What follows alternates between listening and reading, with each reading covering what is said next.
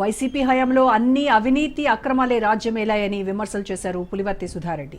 Chandragiri tower clock centre వద్ద చెవిరెడ్డి భాస్కర్ రెడ్డికి phone చేసిన ఆమె చెవిరెడ్డిపై సంచలన ఆరోపణలు చేశారు.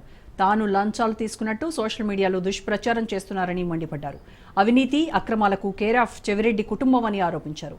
తనపై చేసిన ఆరోపణలను నిరూపించగలవా అంటూ సవాల్ విసిరారు. చెవిరెడ్డి అక్రమ ఆస్తుల వివరాలు తన దగ్గర ఉన్నాయని, చెవిరెడ్డి అక్రమాస్తులపై ఎన్నికల కమిషన్కు కంప్లైంట్ చేస్తానని తెలిపారు.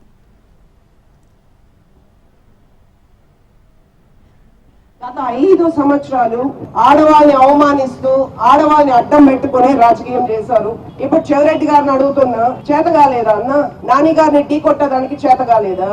నాని గారిని ఢీ కొట్టలేక నా గురించి తప్పుడు వార్తలు రాస్తే సమాధానం చెప్పాలా లేదా? ఇక్కడ మేము కూడా 5 సంవత్సరాలు ఉన్నాం. మీ సతీమణి గురించి ఎప్పుడు మాట్లాడలా. ఆస్తుల చిట్టా చాలా ఉంది, మీ సతీమణిది చాలా ఉంది.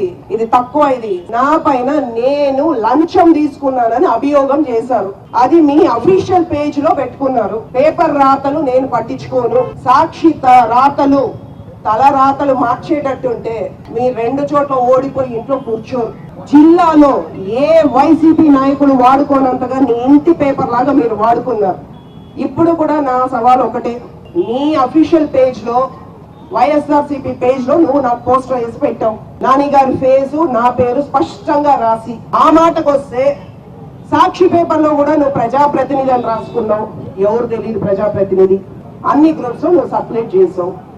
అందుకు మాత్రమే ఇక్కడికి రమ్మని చెప్పాను. నేను వచ్చి రుజువులు ఇస్తే నేను నీకు సమాధానం చెప్తా.